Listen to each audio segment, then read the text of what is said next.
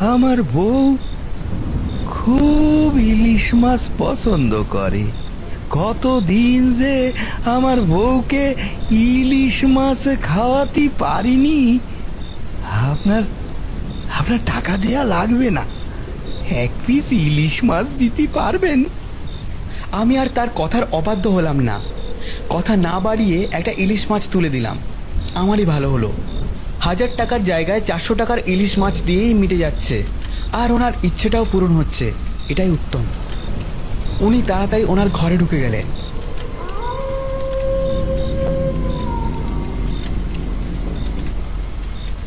অনেকক্ষণ ধরে অপেক্ষা করলাম, তার কোনো খোঁজ নেই। আমি নৌকোটি থেকে নেমে তার ঘরের দিকে ডাকতে গেলাম। ঘরটা স্বাভাবিক কেমন যেন একটা। এরকম বাড়ি করে যে কিভাবে এরা বসবাস করে, সত্যি অনেক দুঃখজনক। চারিদিকে তাঁবু দিয়ে ঘেরা ঘরটি। আমি ধীরে ধীরে তাঁবুটি সরালাম। এ কি, একটি কঙ্কালের পরনে শাড়ি এবং কঙ্কালের মাথার খুলির ওপর একটি ঘোমটা দেওয়া আছে, ঠিক যেন কোনো বউ শুয়ে আছে। লোকটি কঙ্কালটির মুখের মধ্যে একটি মাছ দিয়ে দিল। এ কি চাচা, আপনি কাকে খাওয়াচ্ছেন এভাবে? এভাবে কেউ খেতে পারে? এ তো একজন মরা কঙ্কালের দেহ রেখেছেন। চুপ! কে বলেছে মরা? ও মরা নয়, ও ও আমার বউ। দেখুন দেখুন, ভালো করেছে দেখুন, সে খায় কি না। হঠাৎই কঙ্কালটির মুখের পাঁজরের হাড় বাড়ি খেতে শুরু করলো, আর কাঁচা মাছটি ধীরে ধীরে থেতলে যেতে লাগলো। এরকম ভুতুড়ে দৃশ্যের সম্মুখীন আমাকে হতে হবে আমি ভাবতে পারিনি। খুব ভালোবাসতাম আমার বিবি জানলে, কিন্তু কিন্তু শুধুমাত্র আপনার জন্য আমার আমার বিবি জানের আজকে এই অবস্থা। কি বলছেন? আমি কি করলাম? আমি তো... কি করেননি আপনি? আপনাদের মতো মানুষ কি করতে পারে সেটা ভুললে কি করে হবে বলুন? মনে করে দেখেন, আজ থেকে 100 বছর আগে এরকমই সেই ঝড় বাদল বৃষ্টির দিনই আমি আমার বিবি জানরে নিয়ে আপনার অ্যাম্বুলেন্সে উঠিয়ে হাসপাতালের দিকে রওনা হতি। বাবু, উঠানো হয়ে গেছে, তাড়াতাড়ি গাড়ি ছাড়েন। আমার আমার বিবি জানের নিঃশ্বাস নিতে অনেক কষ্ট হচ্ছে, তাড়াতাড়ি চলুন। ঠিক আছে, তাড়াতাড়ি গাড়িতে উঠে বসুন। আমি আপনার কথা মতো গাড়িতে উঠে বসলাম। ওগো, শুনছো? গাড়িতে স্টার্ট দিয়ে আপনি হঠাৎ স্টার্ট বন্ধ করে ফেললেন। আপনার ফোন আসায়। হ্যালো, কে বলছেন? হ্যালো, আমি সত্যনারায়ণ প্রধানের বাড়ি থেকে বলছিলাম। প্রধানের বুকে ব্যথা উঠেছে, তাড়াতাড়ি চলে আসুন, তাকে হসপিটাল যেতে হবে। কিন্তু আমার গাড়িতে তো পেশেন্ট রয়েছে। আরে তাতে কি হয়েছে? আপনাকে 2500 টাকা দেবো, তাড়াতাড়ি চলে আসুন তো। এমার্জেন্সি কেস, বুঝতে পারছেন না নাকি? এই যে চাচা, আপনি একটু তাড়াতাড়ি নামুন তো, আর আপনার বউকেও নামান। আমার একটু এমার্জেন্সি কাজ পড়ে গেছে। বাবু, এমন করবেন না, আপনি আপনি তাড়াতাড়ি চলুন। আমার আমার বিবি জান কেমন কষ্ট পাচ্ছে দেখছেন না? আরে প্রধানের বাড়ি থেকে ফোন এসেছিল, তার বুকের অবস্থা খুবই খারাপ। হাসপাতালে পৌঁছে দিতে পারলে আমাকে 2500 টাকা দেবে, আর আপনি তো মাত্র 800 টাকা দিচ্ছেন। বাবু, তো ভাই আপনার এমন করবেন না, আমি আমি আরো 200 টাকা আপনাকে বাড়াই দিচ্ছি। একটু তাড়াতাড়ি চলেন বাবু। আচ্ছা ঠিক আছে, আমি আপনারে 2500 টাকাই দেব, তবে সেটা এখনই দিতে পারবো না। আমার কাছে যে এখন অত টাকা নেই বাবু। দূর মশাই, বোঝেন না কেন? স্বয়ং প্রধানের বাড়ি থেকে ফোন এসেছিল, প্রধানকে বাঁচাতে না পারলে উনি আমাকে জেলে ঢোকাবেন। আর আপনি এত টেনশন করবেন না, আমি আমার এক বন্ধুকে ফোন করছি, ও তাড়াতাড়ি পৌঁছে দেবে। হ্যালো, এই নিরঞ্জন, তুই কোথায় রে? আপনি তো আমারে ফেলে রেখে গিয়েছিলেন মশাই, তার অনেকক্ষণ পরে একটা অ্যাম্বুলেন্স এসে পৌঁছয়, তাড়াহুড়ো করে তার অ্যাম্বুলেন্সে আমার বিবিজানরে উঠানো হয়েছিল। আমরা আমরা রওনা দিয়েছিলাম হাসপাতালের দিকে, কিন্তু কিছু পথ এগিয়েই সে মদ খাওয়া শুরু করি দেয়। দাদা, একটু তাড়াতাড়ি চলেন, আর আপনি আপনি দয়া করে মদ খাওয়াটা বন্ধ রাখুন, নাইলে দুর্ঘটনা ঘটে যেতে পারে। ও বুড়ো, চুপচাপ বসে থাকেন তো। হাহ, দিচ্ছেন তো মাত্র 800 টাকা, তা আমার বড় বড় কথা গেছে। ঠিক মতো পৌঁছে দেওয়ার দায়িত্ব আমার, আপনি শুধু চুপচাপ বসুন। আমি সাথে সাথে বেরিয়ে গিয়ে দেখি সে জ্ঞান হারাইছে। আমি অনেক ডাকাডাকি করায়ও তার কোনো সারা শব্দ মেলেনি। এদিকে এদিকে আমার বিবিজান কষ্টে কাতরাছে।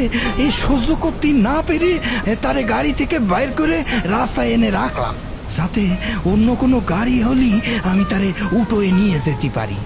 অনেকক্ষণ অপেক্ষা করার পরেও কোনো গাড়ি পেলাম না। তারপর আমার বিবিজানরে কোলে তুলে এগোতে লাগলাম হাসপাতালের দিকে।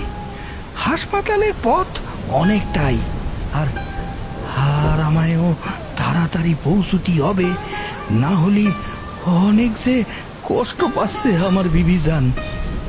আমি আমি চিন্তা করলাম, আমি যদি কোনো ভ্যান পাই তাহলে তারে টেনে নিয়ে যেতে পারবো। তাই আমি তাকে রাস্তার পাশে একটা গাছতলায় রেখে আমি গ্রামের ভিতরে ঢুকে গেলাম। কারো যদি একটা ভ্যান পেতাম, তাকে যে করেই হোক আমি ডেকে নিয়ে আসবো, এই আশা করে আমি গ্রামের ভিতরে একটা বাড়িতে গেলাম। দাদা, একটু শুনছেন? আমার একটু সাহায্য করবেন? ও দাদা, শুনছেন? আমার একটু সাহায্য করবেন? কোনো সারা শব্দ না পেয়ে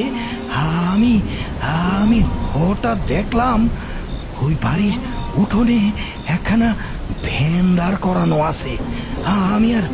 আমি আর কিছু চিন্তা না করে আমি কোনো রকমে ভ্যানটা নিয়ে টান মারলাম।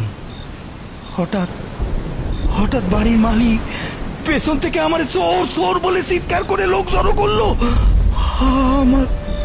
আমার কি অভাগা কপাল! আমার কোনো কথা তারা শুনলো না, বিশ্বাসও করলো না। গাছে বেঁধে আমারে মারতে শুরু করলো। তাদের কাছে আমার অসহায়ত্বের কোনো দামই রইল না।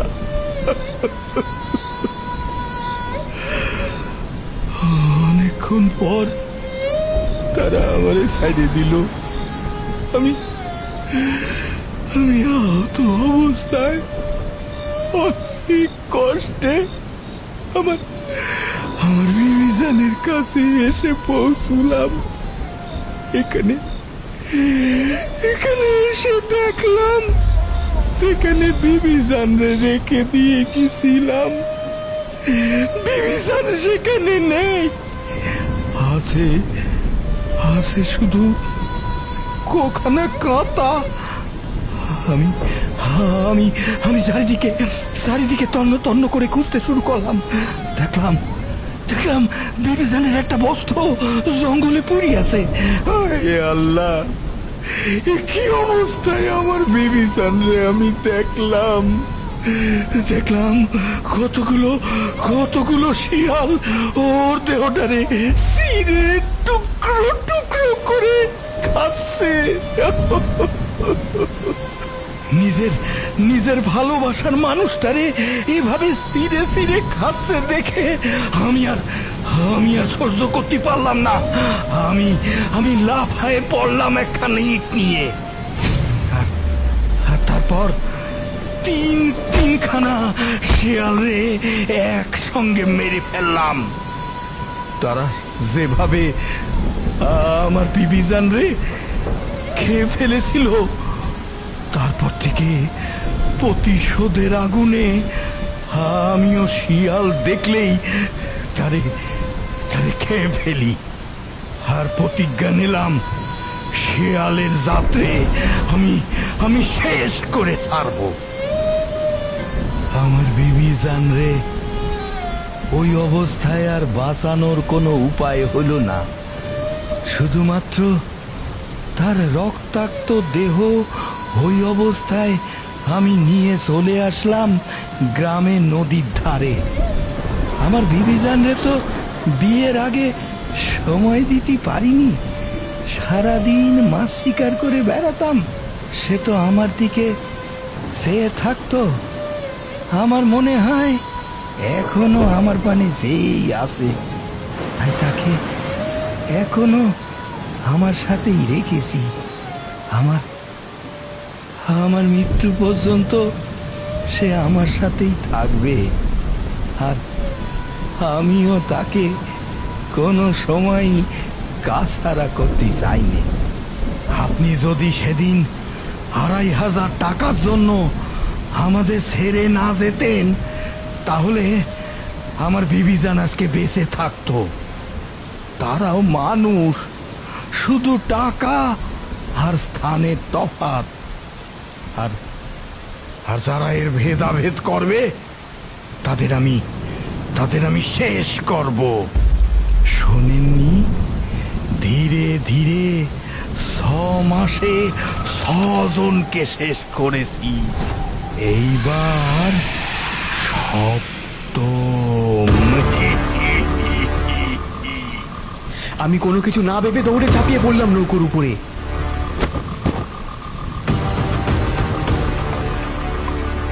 নৌকোর বইটাকে নিয়ে শুরু করলাম চালানো।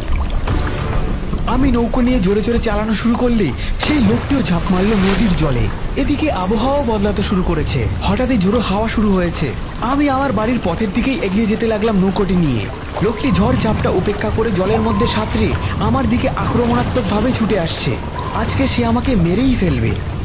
আমার মনে পড়ে গেল একটু আগে উনি শিয়ালটিকে কিভাবে মেরেছিলেন। উনি যদি আমাকে হাতে পান তাহলে আমার হত্যা আজ অনিবার্য। আরও জোরে জোরে নৌকার দাঁড় ঘোরাতে লাগলাম।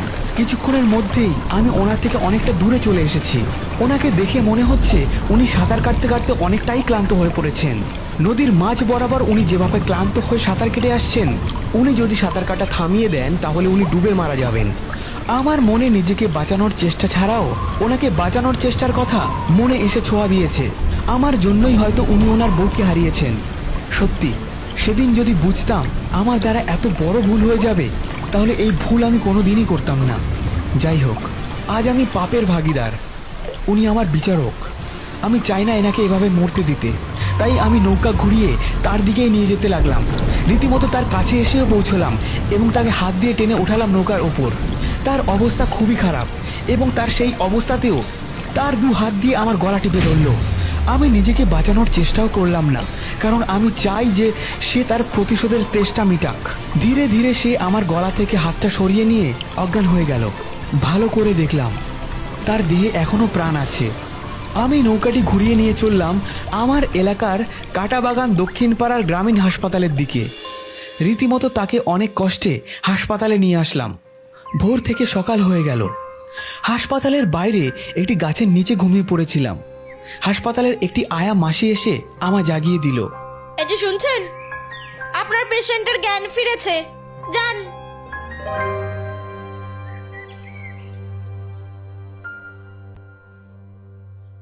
আমাকে মাফ করবেন। সেদিন প্রধানের চাপে, টাকার লোভে আমি পরিস্থিতির শিকার হয়েছিলাম। আমার ভুল আমি বুঝতে পেরেছি।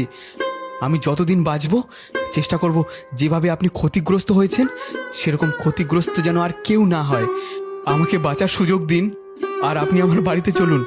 সারা জীবন আমি আপনাকে আমার বাবার পরের স্থান দিয়ে রাখব। আমাকে ক্ষমা করুন আর আপনার বউয়ের সৎকারের ব্যবস্থা আমি করব। আমাকে ক্ষমা করুন। আমার পাপের প্রায়শ্চিত্ত আমাকে করতে দিন।